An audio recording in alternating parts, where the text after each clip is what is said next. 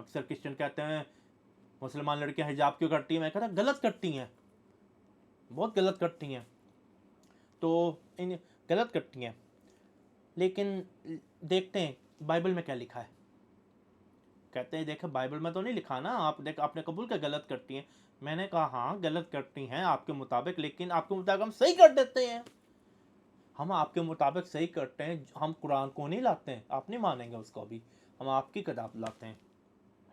आपकी किताब में लिखा है जो औरत सर ना ढके उसका सर मुंडा, तो कुरान में तो नहीं लिखा, कुरान में तो ऐसी कोई सख्ती नहीं लिखी।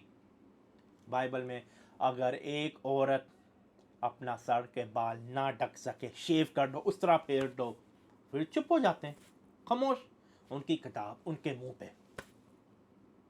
इसे इल्म कहते हैं। अगर आप कोई इल्म ही नहीं, आप किस तरह तबलीग करेंगे, किस तरह दावा करेंगे।